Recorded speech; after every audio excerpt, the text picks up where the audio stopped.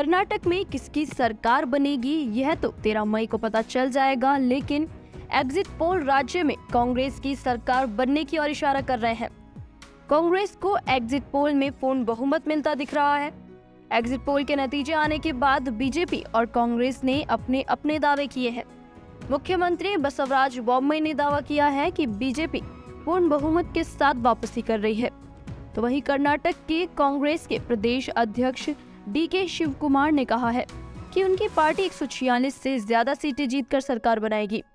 मुख्यमंत्री बोम्मई ने कहा, एग्जिट पोल्स तो एग्जिट पोल्स हैं, लेकिन हमारी जानकारी कहती है कि हम 100% पूर्ण बहुमत हासिल कर रहे हैं। रियल पोल 13 मई को आएंगे। उन्होंने कहा, एग्जिट पोल पूरी तरह से सटीक नहीं हो सकते, हर पोल में कम ज्यादा की गुंजाइश रहती है।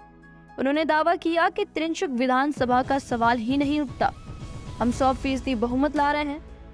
जब उनसे सवाल पूछा गया कि अगर त्रिंशुक विधानसभा की स्थिति बनती है तो क्या बीजेपी जेडीएस से हाथ मिलाएगी, इस पर बोम्मई ने कहा कि हंग असेंबली का सवाल ही नहीं उठता। कर्नाटक कांग्रेस के प्रदेश अध्यक्ष डीके शिव कुमार ने कहा, मैं इन आंकड़ों पर भरोसा नहीं करता, मुझे अपने आकलन पर भरोसा है कि हम 146 से ज्यादा सीटें जीतेंगे। लोग जानकार और शिक्षित हैं और उन्होंने राज्य के हितों को ध्यान में रखकर वोट डाला है। कर्नाटक में डबल इंजन फेल हो गया है। शिव कुमार ने ये भी दावा किया कि चुनाव के बाद सरकार बनाने के लिए कांग्रेस को गठबंधन करने की जरूरत नहीं होगी।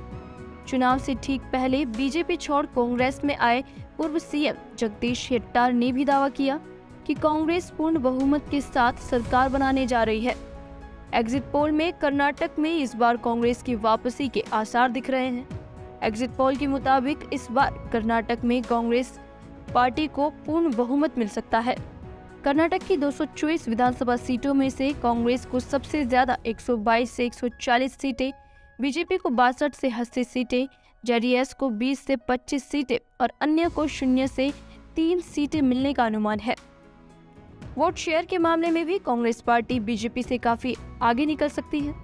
एग्जिट पोल में कांग्रेस पार्टी को 42.5%, बीजेपी को 34.5% और जेडीएस को 16.5% वोट मिलने का अनुमान है।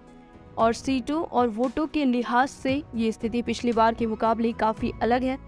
2018 के चुनाव में बीजेपी सबसे बड़ी पार्टी बनी थी, लेकिन कांग्रेस और जेडीएस ने मिलकर सरकार बना ली थी। हालांकि बाद में जेडीएस में टूट पड़ गई और उसके विधायक बीजेपी में शामिल हो गए। इस तरह एक और साल के भीतर ही बीजेपी सरकार बनाने में कामयाब रही थी। मौजूदा समय में कर्नाटक में बीजेपी के 116 विधायक हैं, कांग्रेस के 69 और जेडीएस के 29 सदस्य हैं। वहीं 6 सीटें अभी भी खाली है।